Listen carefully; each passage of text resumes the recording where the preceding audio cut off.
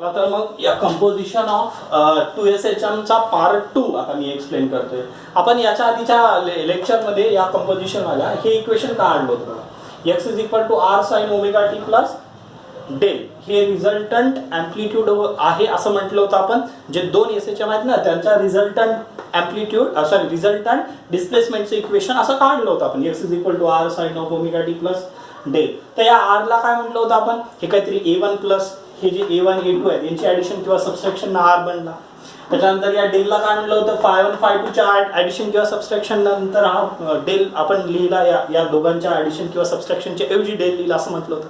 तर असं आपण डायरेक्ट किंवा असं अंदाजी म्हणू नाही शकत ना आपण. आता आपल्याला काय करावं लागेल, याचा आणि याचा फॉर्म्युला डिराईव्ह करावा लागेल. याचा म्हणजे कोणाचा, रिझल्टंट अँप्लिट्यूड r चा आणि रिझल्टंट इनिशियल फेज डेलचा. ओके, तर या पार्ट मध्ये आपण तेच करणार आहोत. Equation for resultant amplitude r आणि equation for resultant initial phase del याचा आपण काढणार आहोत. तर चला मग आता मी वेळ न जास्त घेता याला मी डिराईव्ह करतोय. ठीक आहे, तर पहिली सब हेडिंग काय राहील माझी, हे दोन इक्वेशन मी याकरता मांडले कारण याच्यावरच मिळणार आहे ते. ठीक आहे, इथे मी इक्वेशन मांडतोय. ठीक आहे, इथे सब हेडिंग लिहितोय मी equation of resultant amplitude capital R. हा रिझल्टंट अँप्लिट्यूड आहे, याचं नाव रिझल्टंट अँप्लिट्यूड.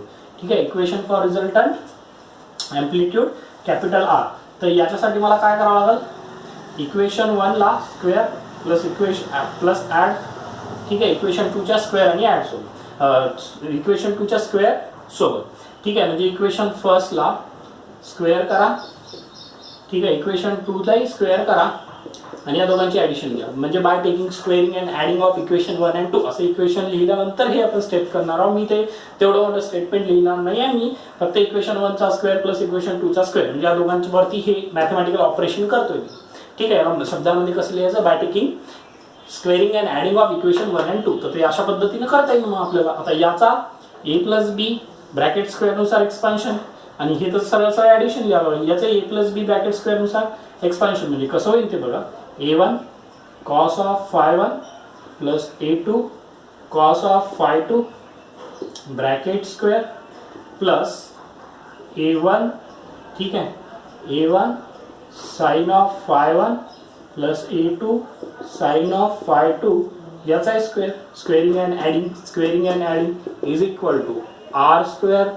ठीक आहे, किंवा जसं मांडलंय तसं मांडलंय, r cos डेल याचा square plus r sine del याचा पण स्क्वेअर. ओके ना, असं म्हटलं आपण. या ऑपरेशनचा अर्थ असा होईल ना इक्वेशन 1 आणि 2. आता इथे a plus B bracket square नुसार त्याचं एक्सपान्शन घेता येईल आपल्याला. बघा बरं, याचं a plus B bracket square नुसार एक्सपान्शन घ्या बरं. काय होईल, a1 a square plus B square plus 2ab ना, म्हणजे पहिले याचा स्क्वेअर लिहितो मी, त्याच्यानंतर याचा स्क्वेअर लिहितो प्लस 2ab म्हणजे या दोघांचं मल्टिप्लिकेशन लिहितो मी. थोडंसं फास्ट लिहितोय बघा. त्याला a प्लस बी ब्रॅकेट स्क्वेअरच्या एक्सपान्शन ना कम्पेअर करायचं आपण.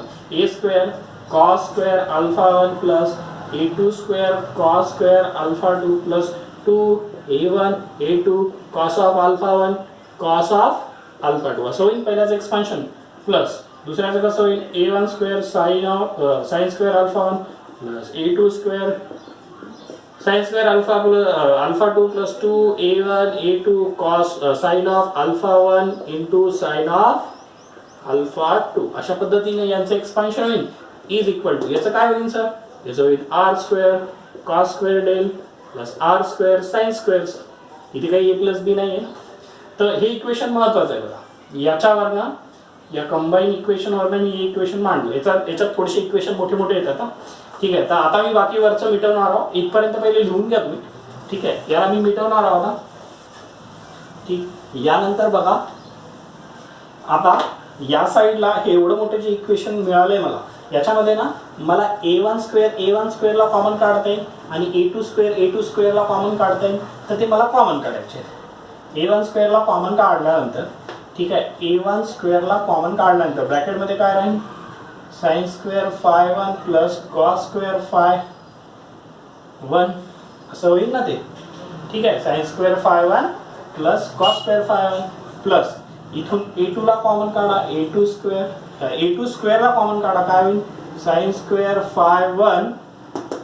ठीक आहे, sorry, sine square phi2 plus cos square phi2 असं होईल. बघा या इक्वेशन मधनं A2 ला कॉमन काढलं sine square phi two plus cos square phi two, याच्यामधनं A1 ला कॉमन काढलं. आता काय राहिलं, हे इक्वेशन राहिलं थर्ड. याच्यामधनं काय कॉमन काढू शकतो आपण, याच्यातनं 2 A1 A2 कॉमन काढू शकतो, म्हणजे प्लस 2 A1 A2 ब्रॅकेटमध्ये काय राहिलं sir, cos of five 1 into cos of five 2 plus sign of five 1 into sine of five 2. अशा पद्धतीने होईल ना. हे थोडंसं मोठं आहे बघा, सोपं आहे पण थोडंसं मोठं दिसतंय. आता इज इक्वल टू हे आरचं इक्वेशन राहिलं ना, हे तर सगळं झालंय आता कॉमन काढून आपल्याला. आता हे राहिलं, याच्यातनं काय कॉमन निघेल, अगेन आर कॉमन निघेल. ब्रॅकेटमध्ये काय राहिलं सर, ठीक आहे, याला मी असं लिहू शकतो का बघा, sine square del plus cos square del. आपल्याला तो फॉर्म्युला पार्ट आहे ना, sine square theta plus cos square theta, म्हणून मी साइनच्या टर्मला आधी लिहिलं, कॉसच्या टर्मला नंतर लिहिलं. Cos square theta plus sine square theta is also equal to 1 sir. ठीक आहे, मग अशा पद्धतीने मी हे लिहू शकतो. आता मी परत मिटवतोय. ठीक आहे, मग आता एक गोष्ट लक्षात घ्या, हे एवढं मिळाल्यानंतर आता झालं, इक्वेशन मिळालंच आपल्याला. याच्या ठिकाणी काय लिहू शकतो आपण 1, याच्या ठिकाणी काय लिहू शकतो 1. Sign square theta cos square theta, theta theta same आहे ना, sine square theta cos square theta, आणि याच्या ठिकाणी ते म्हणजे वरच्या इक्वेशन मध्ये मला काय मिळालं, हे कशाच्या इक्वल आहे, आरच्या इक्वल आहे. रिझल्टंट ॲम्प्लिट्यूड काढतोय आपण. ठीक आहे, हे इक्वेशन रिझल्टंट ॲम्प्लिट्यूडचं आहे. ठीक आहे, बरं याच्या ठिकाणी 1 ठेवूया आपण, बघू काय मिळते ते. A1 square plus A2 square plus 2A1 A2, बरोबर आहे की नाही. याच्या ठिकाणी मी 1 लिहिलं, हे संपलं सगळंच. याच्या ठिकाणी 1 लिहिलं, हे संपलं सगळं, म्हणजे A1 square plus A2 square. ठीक आहे, ही वरची टर्म झाली. आता एवढीच राहिली ना. ठीक आहे, एवढी राहिली. मग या 2A1 A2 ला मी जशाला तसं लिहिलं. आता मला सांगा, हा वाला जो ही वाली जी टर्म आहे, हे कॉस A मायनस बी चा फॉर्म्युला आहे. आधी लिहून दिलं होतं बघा. कॉस A मायनस बी काय असते, cos A cos B plus sign A sine B. Cos A minus B, minus आहे म्हणून इथे प्लस आलं, म्हणजे मला इथे असं लिहू शकतो, असं लिहिता येतं बघा, कॉस ए मायनस कॉस बी. ठीक आहे, कॉस ए मायनस कॉस बी असं लिहिता येते, कारण इथे A1 फाय 1 झाला, बी काय झाला, फाय 2 झाला. म्हणजे असं या पद्धतीने याला मी असं कन्वर्ट केलं. इज इक्वल टू काय राहील सर, आर स्क्वेअर राहील ना, कारण sine square del plus cos square del is equal to 1. अशा पद्धतीने हा रिझल्टंट आर मिळाला बघा आपल्याला. Therefore R square is equal to, किंवा direct R is equal to under root मध्ये आपण याला टाकू शकतो, A1 square plus A2 square plus 2A1, बरोबर आहे की नाही, A2 कॉस ऑफ. ठीक आहे, आता फाय 1 मायनस फाय 2 म्हणजे काहीतरी रिझल्टंट अँगल असेल. ठीक आहे, तर याच्या ठिकाणी पण एक अँगलच आहे ना. ठीक आहे, तर त्याला मी फाय 1 मायनस फाय 2च लिहितो सध्या, पण तुम्हाला हे लक्षात आलं पाहिजे की याचा अर्थ काहीतरी रिझल्टंट अँगल. ठीक आहे, तर अशा पद्धतीने आपण आरचं जे इक्वेशन काढायचं ठरवलं होतं ते मिळालं आपल्याला.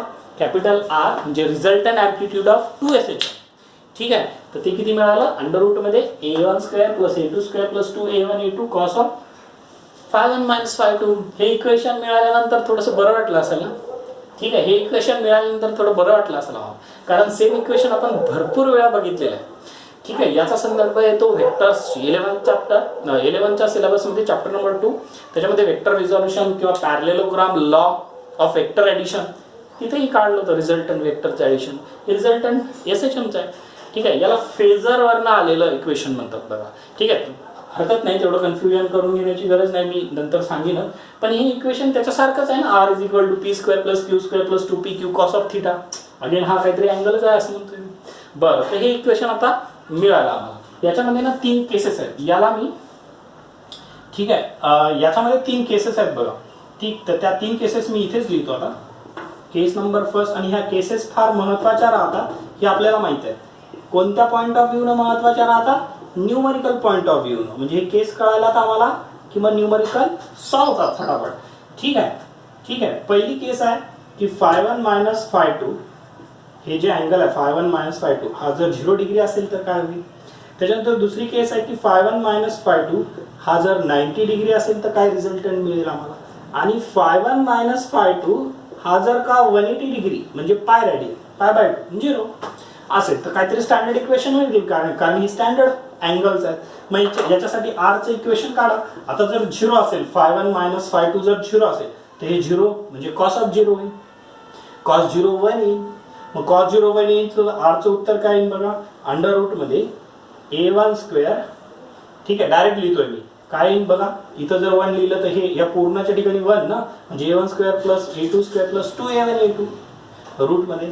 मग हे a1 square plus a2 square plus 2a1 a2 हा तर a1 plus a2 bracket स्क्वेअरचंच expansion झालं ना, याला जर मिटवलं तर. म्हणजे अशा पद्धतीने मी इथे असं लिहू शकतो की a1 plus a2 bracket square. माझ्याकडे जागा थोडीशी कमी आहे म्हणून मी डायरेक्ट लिहिलंय. हा, याच्या ठिकाणी इथं 0 टाकलं, या φ1 मायनस φ2 ची किंमत 0 टाकल्यानंतर हे 1 झालं. 1 इंटू हे पूर्ण टर्म जशाला तशी.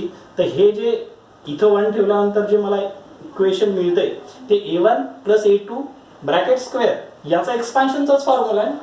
ठीक आहे, म्हणून मी ते टर्म डायरेक्टली. आता स्क्वेअर स्क्वेअर रूट कॅन्सल होईल. म्हणजे r ची किंमत काय मिळाली सर आम्हाला? r is equal to a1 plus a2 अशी मिळाली. म्हणजे याचा अर्थ काय होते की जर दोघांचा फेज डिफरन्स 0 असेल, याला फेज डिफरन्स म्हणतात.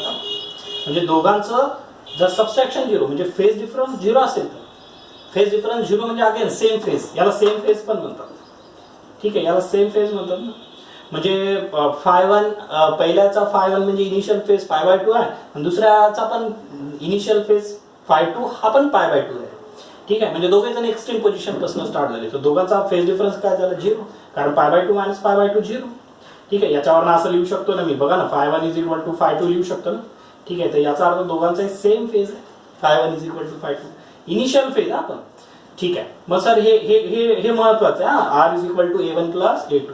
जर मी तुम्हाला म्हणलं की a1 is equal to a2 is equal to a, म्हणजे हे जे अँप्लिट्यूड आहेत ना a1 a2 त्यांचं किंमत एकच आहे, म्हणजे ते इक्वल आहे. a1 is equal to a2 is equal to a असं जर म्हटलं तर r ची किंमत काय? r ची किंमत आहे इंटू a. म्हणजे सिम्पली त्या दोघांना ऍड करा. कळतंय का? सिम्पली त्या दोघांना ऍड करा. या केसमध्ये काय होईल बघा, 90 डिग्री. तर इथं 90 टाकल्यानंतर हे कम्प्लीट 0 होऊन जाईल. या कॉस ऑफ 90 ची व्हॅल्यू असते 0, तर 0 म्हणजे हे एवढी टर्म 0 होऊन जाईल ना थर्ड. तर काय राहील मग? r is equal to under root मध्ये a1 square plus a2 square. इथेच संपले. ठीक आहे, आणि जर a1 is equal to a2 is equal to a जर असेल तर r ची किंमत काय मिळेल? √2a मिळेल. ठीक आहे, बघा ना, a square plus a square 2a square √2 into a square is a. ठीक आहे, ही सेकंड नंबरची केस झाली. थर्ड नंबरची केस, इथं जर 180 टाकलं तर कॉस 180 मायनस 1. मायनस 1 म्हणजे इथे मायनस आलं, म्हणजे ते काय होईल मग? r is equal to under root मध्ये a1 square a1 minus a2 bracket square असं होईल.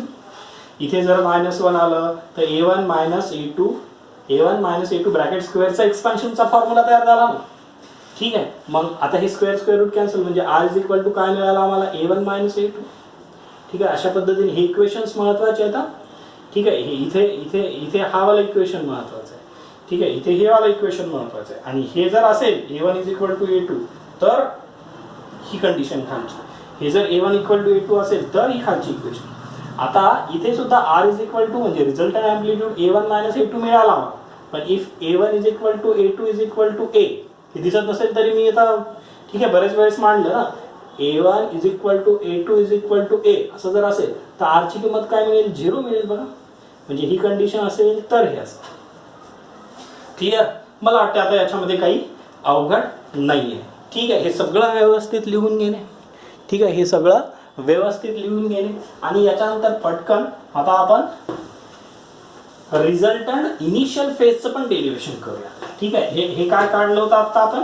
रिझल्टंट अँप्लिट्यूड r चं इक्वेशन आणि त्याच्यात 3 स्टँडर्ड केसेस काढल्या. ठीक आहे, आता कशाचं इक्वेशन काढणार आहे आपण? इक्वेशन ऑफ, ठीक आहे, इनिशियल फेज किंवा रिझल्टंट इनिशियल फेज. या डेलला ते इनिशियल फेज म्हणतोय. हा, तर आता बघा, ते जे इक्वेशन 1 आणि 2 होते ना, त्याच्यामध्ये इक्वेशन 2 ला मी डिवाइड करतोय आता इक्वेशन 1 न. इक्वेशन 1 काय होतं? a1 cos of φ1 plus a2 cos of φ2 is equal to r cos of del.